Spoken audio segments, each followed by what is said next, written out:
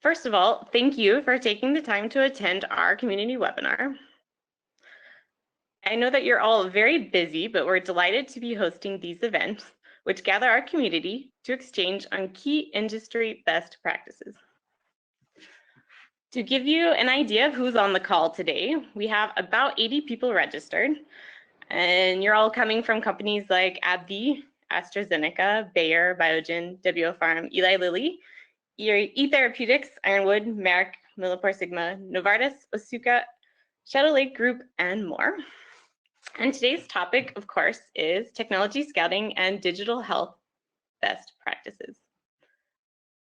And so our presenters today are Jannet Halliday, the Associate Vice President of Ferring Controlled Therapeutics and External Technology at Ferring, and Jonas Thinggaard, Head of Technology Scouting and Incubation, Digital Therapeutics at Novo Nordisk, and Helen Vendiver, Junior Project Manager of Innovative Solutions Neurology at UCB. Additionally, on the Anova side, we have Shankar Shrestha, our Senior Solutions Expert, and Sébastien Bouffier, our Head of Customer Success Pharma. Before we dive in, just a few administrative logistics.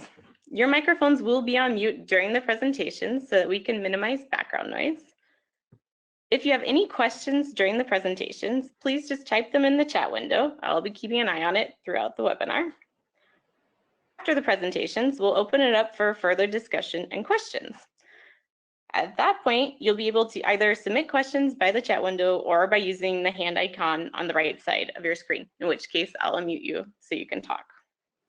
We are going to record this webinar, so if you have colleagues that could not attend today, or if you want to watch it again later to refresh your memory, we'll send you a link to the recording. And lastly, after the webinar, we will be sharing the contact list of everyone that attended today so that you can continue exchanging with each other. Please just let me know if you do not wish to have your contact information shared.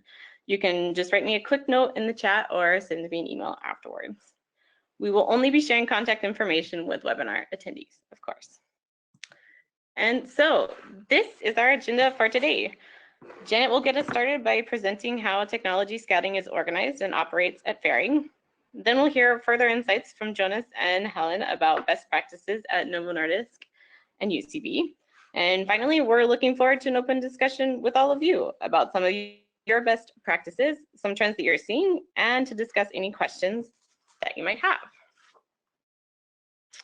So with that, let's get started. Our first speaker today is Dr. Jannet Halliday. Dr. Halliday has worked in drug delivery and pharmaceutical research for 30 years. She started with a PhD in pharmacy and has worked on novel drug delivery technology that spun out from a university and ultimately reached the market. She's also worked on technologies that never made it and on some where efforts continue today.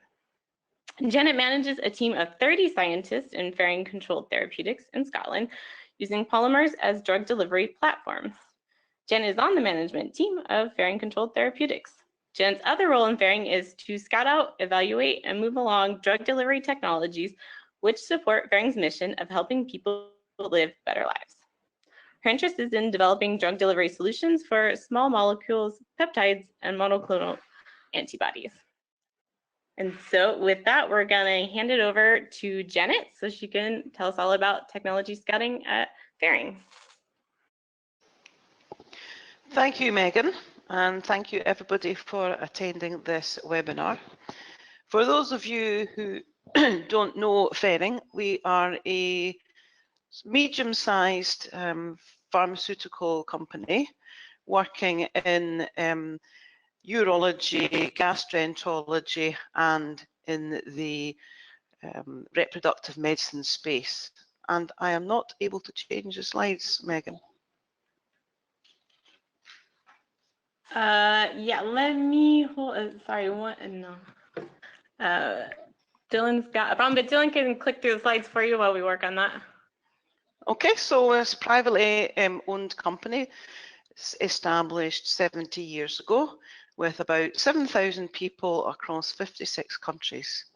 And although we're a small company, on the next slide, you will see that we have a global presence from the Far East, in China, Japan, throughout Europe, through America, and finishing up on the west coast of America with our research established in San Diego. Currently, we only have one development group south of the equator. As I said, you'll see on the next slide that we have specialty interests in reproductive medicine, women's health, gastroenterology and urology. The reason I got interested in technology scouting and best practices is described on the next slide under our situation we had in 2016, where there was no clear function within Ferring whose responsibility was drug delivery technology evaluation. A little bit was done in development, a little bit was done in product supply, a little bit was done in Copenhagen, a little bit was done in Scotland. So there was a lot of duplication. And what we wanted to do was to move technologies efficiently through our feasibility process, aligning them with our mission, and ultimately getting a consolidated approach to technology evaluation, so that the situation on the next slide, where we had somewhat confusion and very many people shouting orders, one or two people trying to do something, we're now looking towards next year, our 3-year project of a coordinated drug delivery technology push. On the next slide, you can see where the drug delivery technology push fits into the overall development process within Ferring. And it was here that I'd like to emphasize, and I will repeat this on many occasions, the importance of stakeholder consultation, discussion, input, revision according to those discussions, and communication time and time again as we built up this process, not taking over from the CMC processes, but fitting in very early, looking at new technologies for drug delivery alongside our new molecules, our new markets, our new therapeutic areas, and the efforts that we're making, so that we ultimately supply the value stream with the appropriate delivery technologies. The next slide gives you an indication of the filtering process. I'm sure all of us working in technology evaluations and scouting appreciates that you have an awful lot of incoming ideas, which you then have to filter down. And some of those ideas you can move quickly through the process. Other ideas might take longer. They might be parked. They might be picked up later. And very, very few of them will, in actual fact, meet the business case requirements to move into full development projects. But that doesn't underestimate the amount of effort that has to be done in the filtering process. So on the next slide, you can see how important it was for this drug delivery scouting effort to fit with the global pharmaceutical and the corporate vision. Again, bringing in stakeholders, understanding what would be in scope, the different sorts of molecules, the different vehicles we would use for drug delivery, but also what's out of scope. In fact, somebody said to me, please, Janet, nothing too weird, which was quite amusing. So brain delivery became something that, from a Ferring perspective, was not going to be delivered. And in principle, this technology scouting process stops at the point where we might be ready to take the technology into a phase 1 study, because that's the point where the technology becomes part of a development project and falls under the governance of the usual development processes within the CMC sphere. But the drug delivery technology push initiative had to build its own process, described in the next slide, where we built a scouting process, we established a screening process. We built this in collaboration with other innovation fora within the organisation, So people who were looking at molecular design, people working on monoclonal antibody design, the people in business development, bringing in fully fledged developed products into the business acquisition, all of those groups working in collaboration together. And the reason why we're discussing this in conjunction with Inova was some way of managing and capturing that information so that we did not revert to the situation where we had an Excel spreadsheet here, somebody's C drive somewhere else, a custom-made database in a third location, so that as time passed, we were dependent more upon memory than a technology. And we selected the Inova technology because it was already in use in other parts of the organization, but the technology was built and the platform was built to meet the process that the drug delivery technology push team had put together. So the first part of the process in the next slide looks at the scouting. Where do we get these new ideas from? We might get them from their business development colleagues, we might get them from attending universities, we might get them from internal activities. And the process for evaluating those ideas was all a bit unclear initially. But by consolidating into a clear criteria, we were able to start filtering out the many ideas. I suppose, like me, none of you are short of good ideas. It's sorting out the ones you want to take forward and the ones that you don't want to take forward. So in the next slide, the pre-assessment criteria are described. And the first stage of the filtering process we felt would focus on the three key areas. Did it fit with our therapeutic areas within Ferring? And we have a simple spider scoring system where 1 is low and 7's high. Scientifically, did the technology idea make sense? So by bringing in experts in parenteral delivery, experts in controlled release particles, experts in peptides, in small molecules, we can evaluate the science behind the idea. And ultimately, we would like the processes to be converted into GMP processes. So just the fact that it's in a university laboratory would not make it unevaluable, but if there was some particular clever and intellectually challenging process involved, we might score it low on GMP potential, but it might then score highly on a differentiation potential or as a competitive technology. So all these factors coming together, first the 3, do we take it further or not, and then the 8 for subsequent assessments.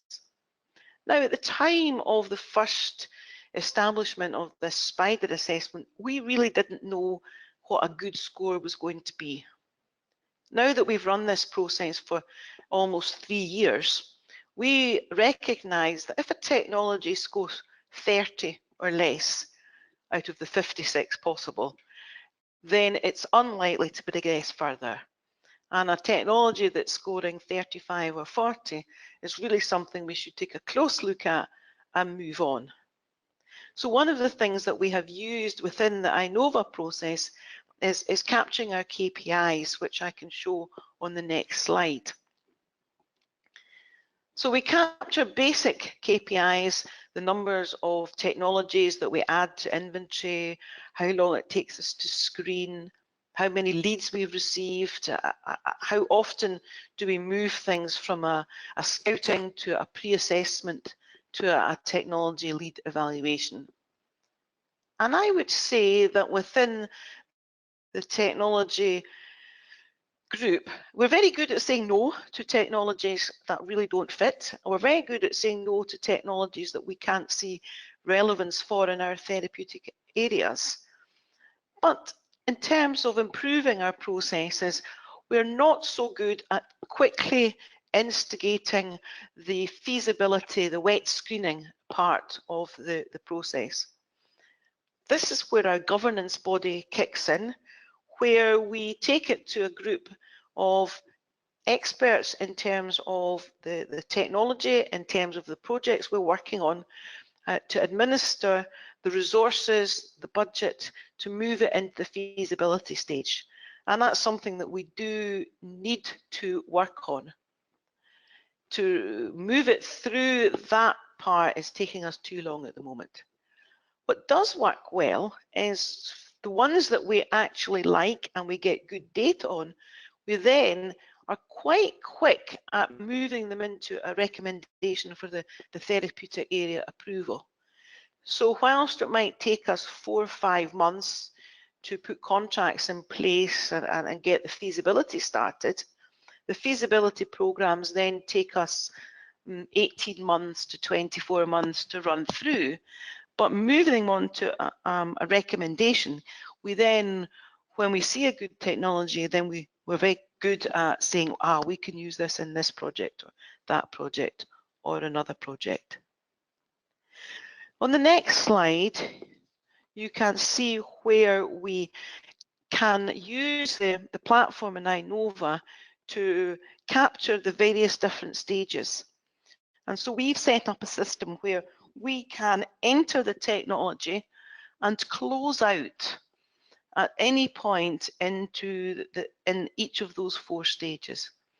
So having taken the technology into scouting and screening, we can then say, that's it, we're finished, park this technology at this stage.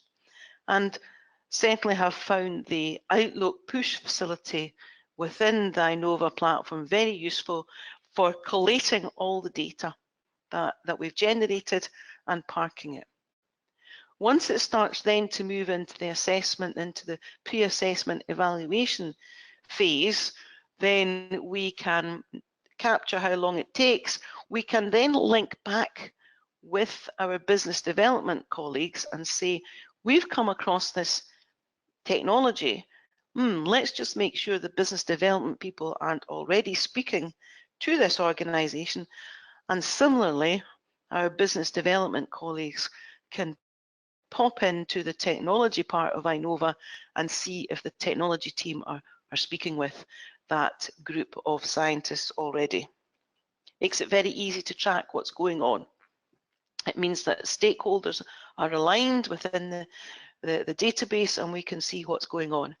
But we are able to close out confidential information on heads of agreement and terms of contracts from the business development and from the technology point of view. And similarly, the business development people don't need to see all the intricate details of the studies that are going on in the technology team. It then can move through to the final stage of moving into collaborations for new products. And we're able to easily then take our reports from Inova and the material that's been generated and pass them through to the project teams as they pick up on the technologies. So on the next slide, you can see how we went about setting up this technology initiative. We broke it down into the 3 steps. So starting off early in 2017, building the scouting and the screening process so that we came up with a concept which then was translated into the Inova database late in 2017. And we operated a pilot with about a dozen people entering, uploading information.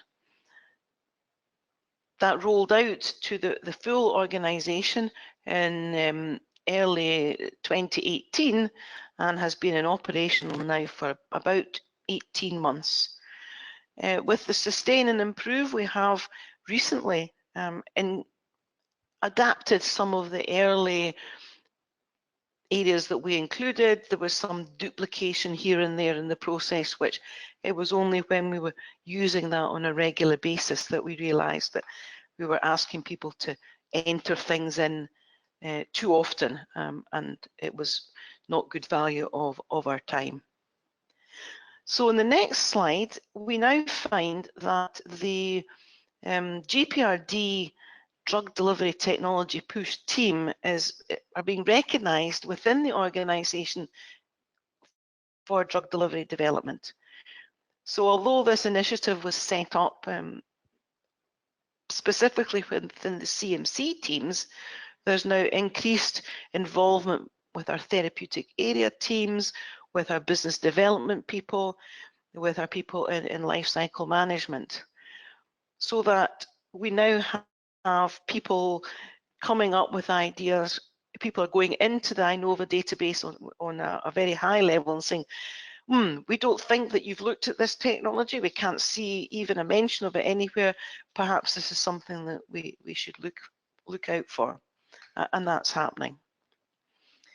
So the next slide, the three key deliverables that we have within Ferring is we're now proving our drug delivery technologies. We're looking at technologies and we're saying we've tried these with molecules of interest to Ferring and therapeutic areas of interest to Ferring, and we can now prove those. We can capture it. We have a knowledge repository and applications, and are now starting to build a technology roadmap so that if there's discussion about oral peptide delivery, it's very easy and quick to pull out 10, 12 technologies that have been evaluated either on paper or in wet chemistry that we can then say, this has worked well, this has not so worked so well. What molecules are we interested in? Since the drug delivery technology efforts in the Inova platform, we have expanded it to devices, although they're not signed up with Inova yet. They're using the principles we've set up and are working through it in a self-contained manner. But the new molecular entities group have asked for added categories and added contributors to be identified so that they can add on the technologies in those areas. So it might be conjugation technologies or half-life extension technologies, which come overlapping with drug delivery, but are on the edge of new molecule entities.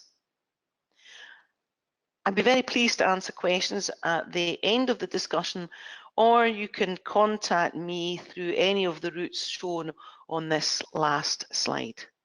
I look forward to the discussion, and if there's questions just now, we can take them or later at the end. Thank you. Great, thank you so much, Janet. I think what we'll do is we'll wait and take all the questions at the end. That way we can get them all in one go. So next up we have, we'll hear from Jonas Thinggaard. Jonas is located in Seattle, Washington, and working for Novo Nordisk. He is a digital therapeutics life science professional specializing in strategy, product, and partnership development. Jonas has years of experience working with digital therapeutics across IT, commercial, and R&D functions. He has developed global enterprise strategies and driven organizational transformation, including the execution of a wide range of digital therapeutics initiatives. Jonas holds a BA and MSc in Information Studies from Aarhus University in Denmark. So with that, I'll turn it over to him. Thank you so much for the kind introduction. I'm going to reflect a little bit of some of the best practices that we are experiencing on a daily level. It will be echoing somewhat what we heard from Jannet just a moment ago. But from a high level perspective, there are 5 sort of best practices from a technology scouting perspective that I would like to reflect on this morning, at least if you are West Coast based. One is around method. So just as you heard Jannet reflect on having a good methodology in place, having good processes, and processes doesn't necessarily mean scrutiny, but just knowing how to facilitate different opportunities and ideas through the the organization system, and knowing how to, in a coherent way, log and categorize the ideas that or the opportunities that you see a bit as what you can do with something like Inova. Then second, having clear targets is of utmost importance. Knowing what you're looking for. Of course, I think for many technology scouts out there, it's a natural part of many scouts' DNA to have curiosity and have an eye open for something unknown, something unexpected. But for 80% of it at least, having clear targets of what you are looking for from within the area that you serve, or from a general strategic position from a company point of view, is very important, because without it, you'll likely end up over a very broad range. Then being able to take those targets and get people to know about them. And I think that's the third one, and that's maybe what I've seen change over the last period of time, where I've seen a lot of case scouting. So where you go out with something very specific and look for a certain type of technology, so in a certain domain, but turning it around and getting people in the ecosystem around you to start knowing you and what you're looking for. In the space where I'm focused for digital therapeutics and a bit digital health in general, that is very, very important to success in my job, because there's so much going on and there's so much information flying through the air all the time. So building up understanding in the world around you for what you're looking for, what you're interested in, what your company is doing, that's key from my perspective. And then fourth, becoming part of that ecosystem around you. So giving back to the world. Within digital therapeutics, it's a domain with a, you can say, strong sense of community. That is what makes this domain amazing to work in and so exciting, or it's one of the things. But it also means that if you want to be effective here and if you want to do a good job, you'll have to start to become part of that ecosystem. You'll have to start giving back. And if that's being part of advisory boards, or if that is being good at driving conversations, also more to help others with either their ideas, what they are looking at, even though it might not be in the given situation 100% needed for what you're immediately looking at, then do that. Of course, it's a balance around your resources, your time, what you should and shouldn't do, but giving back to the ecosystem, I cannot stress that enough, how important that I'm starting to see that being an active part of it. And then the last sort of high-level best practices, that when you are in a situation and when you have your targets and you are part of the ecosystem and people are starting to know what you're looking for, then when you assess given opportunities, use all that. Use your company, use the methods. Remember to use or work with the ecosystem that you're in to help assess the opportunities that you're looking at. Remember to utilize the stakeholders in your company to be second or third or fourth eyes on what you're doing. Also, if they're not necessarily a formal part of the process, but look at it more as domain knowledge, because I think if you are very case-based in your scouting, which is sometimes needed, then you have clear parameters what you're looking for. If not, then you are likely not the expert in whatever you have found. So the quicker or the faster upfront you can sanity check with domain experts what you're doing, probably the better. And that's of course forfeit working with a very large global company where you have a breadth of brilliant people sitting in different areas that you can sort of lean on as you go through this continuous notion of looking for what is out there in the world around us. So from a top level perspective, that was sort of the 5 main sort of quick best practices that I wanted to reflect on, and I'm of course happy to answer any questions. Okay, great. Thank you, Jonas. Yeah, we'll keep the questions for the very end. So everyone keep typing them in the chat window, and then we'll have all of our panelists run through them. So our next and final presenter, last but not least, is Helen Vendiver, who is the Junior Project Manager at UCB. Helen is a biomedical scientist with a PhD in microbiology and is a part of the Prism team at UCB, which is focused on scouting for innovative technologies and building partnerships that will help patients along their individual journey. And so, Helen, we're going to see if it works this time. Hopefully you can use the mouse. All right, I'm going to give it a go. Thank you, Megan. Let's see. Yeah, that's working. Brilliant. So thank you, Megan, and thanks for inviting me to talk about UCB's practices in this field of digital health. And a lot of our practices are also in line with what's already been said by Jannet and Jonas. But I'll just dive a bit deeper into how we do things here in our team. So for those who do not know UCB, we are a global biopharmaceutical company focused primarily on neurology and immunology. We have around 750 employees and are active in more than 40 countries. And with our strong investments in R&D, we strive to create as much value as we can for patients living with severe diseases. And as such, everything we do starts with one simple question, being how will this create value for people living with the disease? And this way we try to not lose focus of the bigger picture. And for this reason, our mission is, just a second. Okay.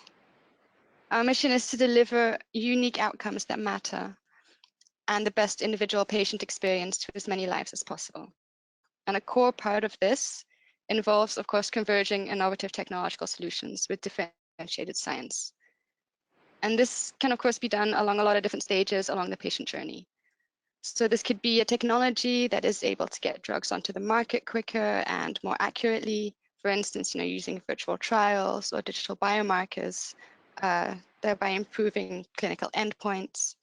The technology could help in the diagnosis stage, enabling earlier and more accurate diagnosis, and thereby getting the patient to the correct drug quicker. Novel data sets could capture objective symptoms measurements that could help optimize treatment plans and help us move towards personalized medicine. And also the possibility for patients to receive guidance and treatment at home, of course, improves their daily experiences by both saving them time and money. So in order to get this overview of all these technologies, which seem to offer an endless possibilities, the Prism team was established at UCB. And for about 3 years now, this team has been actively scanning the digital health landscape and identifying meaningful, innovative solutions that could bring added value to patients living with epilepsy or Parkinson's disease. So over the years, there have been many varied learnings that we've gathered, and one that really stands out is the importance to work together with partners and to create good relationships with organizations and companies and learn from each other. And this way to really get the ideal recommendations and thereby advance the solutions in the best possible direction, because everyone has their expertise, everyone has their knowledge, and it's important to learn from each other and to listen to really optimize this field. So I think everyone in this call is aware of Inova and is using it in one way or another. But I wanted to highlight how Inova has supported us and how we're using it to help guide us in our processes. So probably like many others, we started in an Excel file and created a baseline of more than 300 solutions. And at one point wanted to scale this up to a more easy software that everyone can easily input solutions into, that we can generate insights out of, and have sort of a UCB corporate memory. And since we are often looking quite broad, a lot of different types of solutions, Inova offers us a good way to sort of filter and categorize solutions according to what we're looking for. And another aspect of this tool that's really helping us is in our scoring. So also like Jannet mentioned, we in the first stage of gathering solutions go through a specific filtering process to help guide us to the next step, see which solutions could be of most interest. And this we do by assessing the solutions on 3 different dimensions, the desirability, feasibility, and viability. So just to dig deeper into that, the desirability for us means how is the solution creating patient value? So is it improving outcomes of patients? Is it improving their care and their experiences along the way? Is it reducing their cost of care? Then another aspect that we look at is the technological feasibility of the solution. So will it be possible to bring it to the market? Also considering, regulatory compliance and privacy regulations.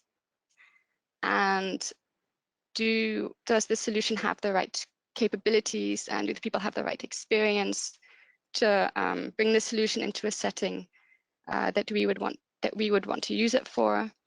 And then finally, the business side, of course, to look at are we aligned in what we want? Does it fit to our patient value strategy? And is there a possibility to ensure a sustainable partnership and business model?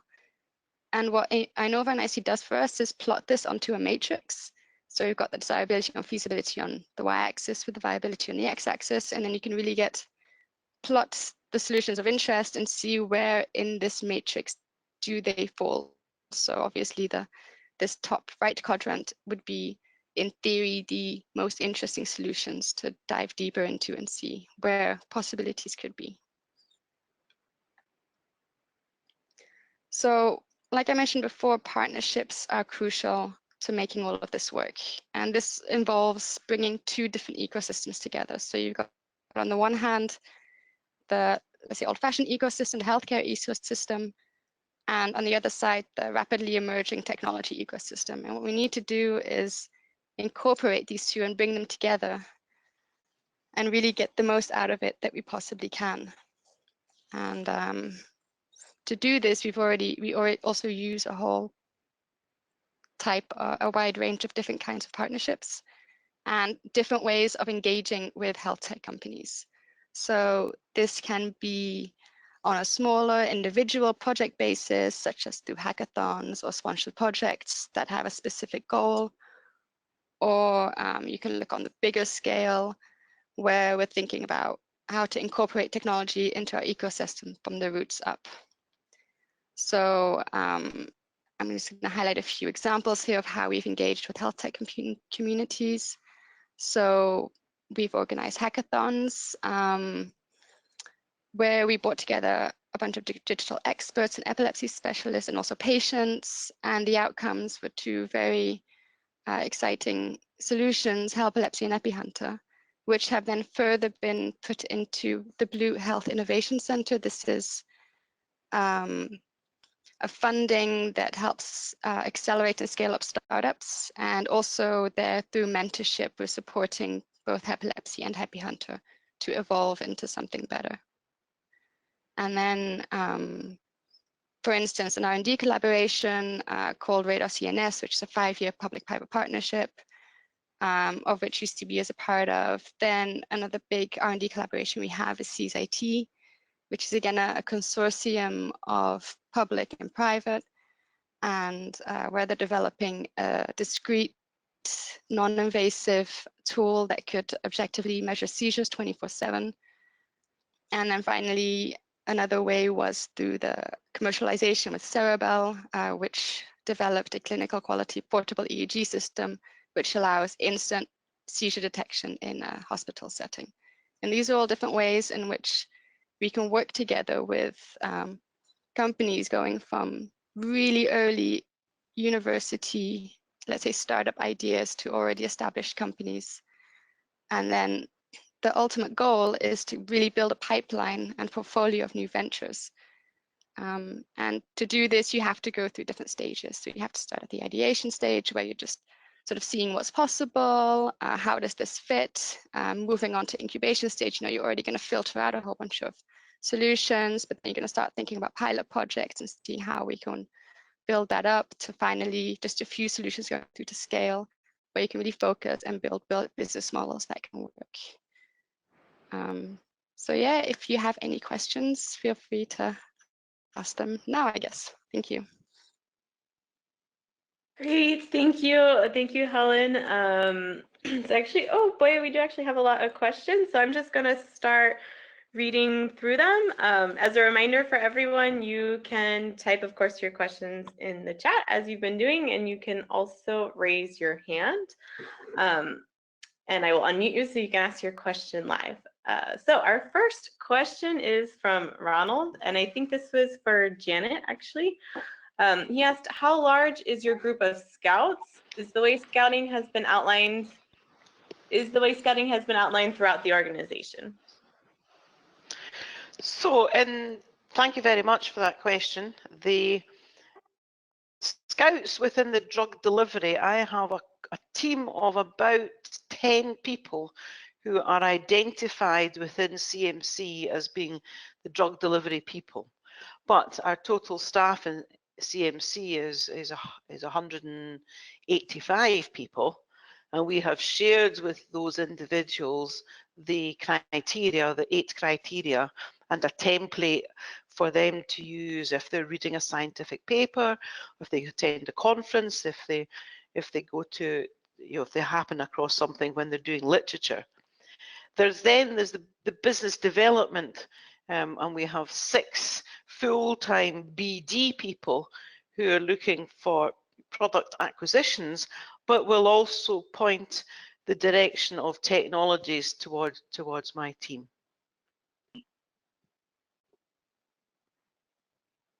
Great, thank you, Jannet. So now actually we have a question for Jonas, also from Ronald, asking, being a global company, how do you align scouting practices throughout the world? Actually, I think this would be a great question for everyone. Great question.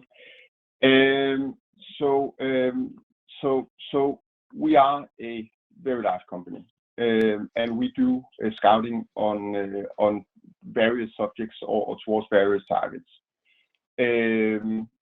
So in a sense, a little bit like Jen alluded to, we have business development people, both organized in our R&D organization and in our commercial organization.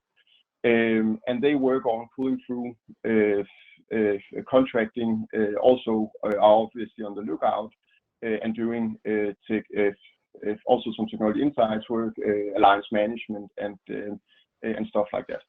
Then we have scouting resources within given domain areas within the company. We are, for instance, located within our device research organization, focusing on digital therapeutics coming out of that branch of the enterprise. We have other scouts that are focused on more classic compound, molecule, scientific research from a more classic pharmaceutical perspective. So the short answer is that we have various functions across the company working with this. How we keep it all in order? Well, that's through using mechanisms like Inova. It's using, as I alluded to in the beginning of best practices, using our setup or our processes to make sure that everybody are on the same page. And then it's very much, I didn't talk too much about that, it's also very much about creating a sense of community within the company around exploration. So there is good insights to what is going on in the various areas of Novo Nordisk.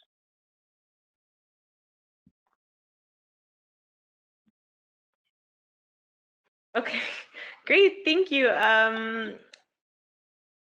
Helen or Jannet, would you like to jump in? Otherwise, I'll move on to the next question. No, thank you.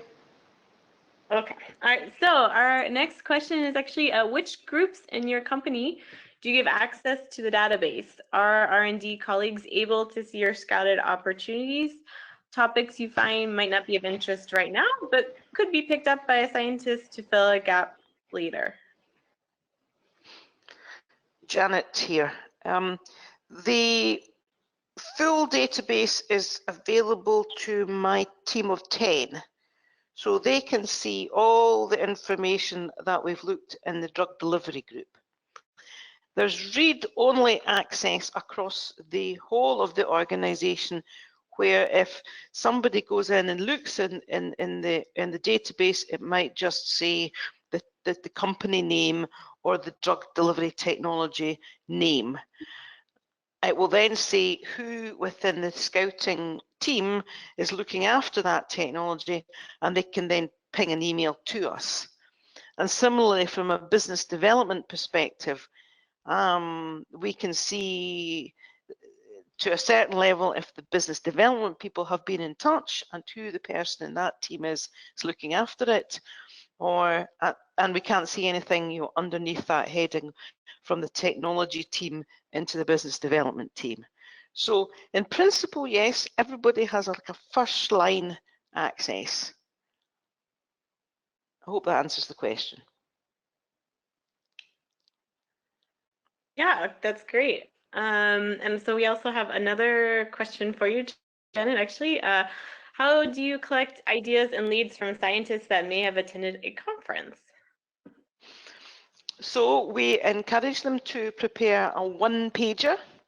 And so we have a template, a one-pager, that looks at the three main categories that I talked about: the fit with strategy, the scientific rationale, and do they think this could be ever a GMP type process for converting into a product. They then send that to one of the 10 people, and we sit with them in a geographic location, because it's always easier to sit down with the scientists and tease out some more information. And then we pick up that, then do we take it further, or do we park it and say, do you know what, this isn't really something we want to pick up on? And we also, from the technology team, we keep an eye on the big conferences, the big drug delivery meetings that are happening. So we will proactively say, hey, is anyone going to the CRS? Remember, we're looking for somebody going to AAPS. Remember, we're looking for this. Like Jonas said, know what you're looking for. We are looking for oral delivery of peptides along with everybody else, but remember, this is something that we're looking at. Remember, we're looking in reproductive health. That's one of our main areas, and that's how we motivate our 185 unofficial scouts to bring us ideas in. Okay, great. Thank you, Janet. So now actually we have a question for Hélène. How do you encourage scouting/innovation? Do you have certain incentives or rewards? We don't have any specific incentives or rewards in place at the moment. We have our scouting team, which is geographically spread out over US, Europe, and China. And with them, we're in constant contact, of course, to see how things are evolving, and if we find certain interesting solutions, to see with them whether that's of interest to explore or not. We are internally in the company, of course, sharing a lot of information on digital health, so sort of spiking the interest and sharing the new trends and digital news of the emerging landscape, and thereby hoping to engage a more active conversation on this landscape. And in this way, then motivate people to get more involved and keep track of emerging solutions. Okay, great. Thank you, Hélène. So just as a reminder, everyone, you can still keep typing your questions in the chat window. We are running out of time, so if you have any questions, be sure to get them in. We do have one question about the slides. Yes, the slides will be available. I'll send out both the recording and the slides tomorrow, probably, to everyone who attended today. And so we have one last question so far. Do you find that large events geared towards pharma, like the BioConvention, are properly targeting technology or digital health related companies?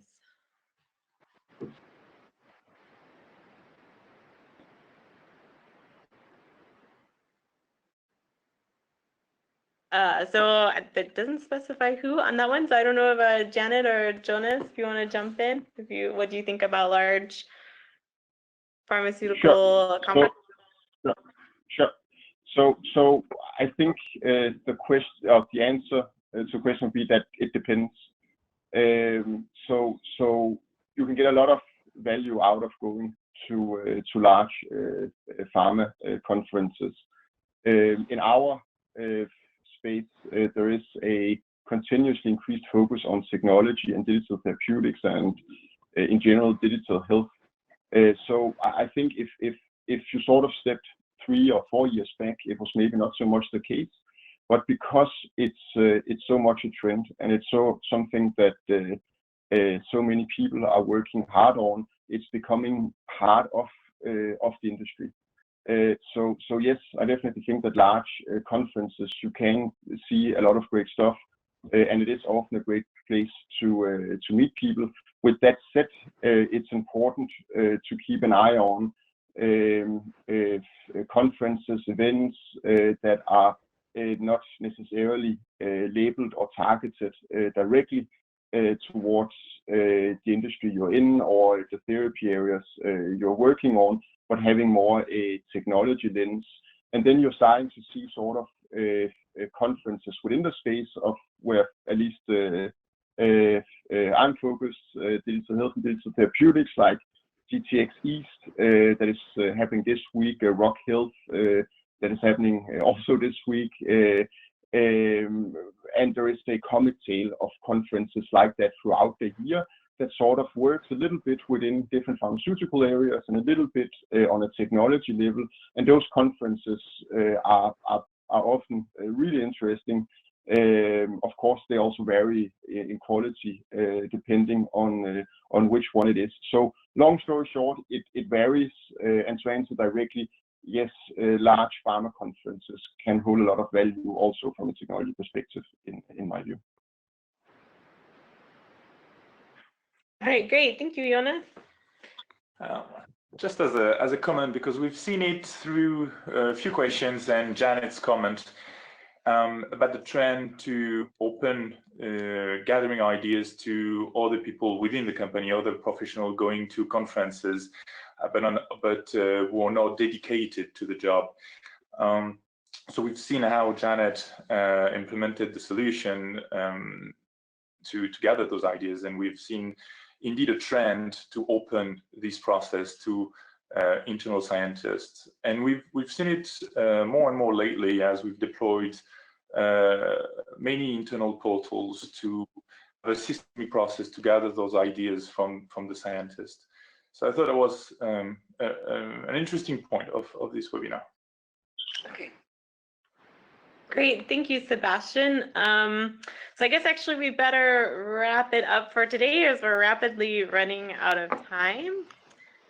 But first, I would like to say really a big thank you to our presenters, Jannet, Jonas, and Helen. That was really a great presentation, a very interesting discussion. I will send out the slide deck for everyone, as well as the recording and contact information. So as always, if you don't want to have your contact information included, just let me know. And with that, I'd like to say thank you, and I hope everyone has a great day. And thank you to our panelists.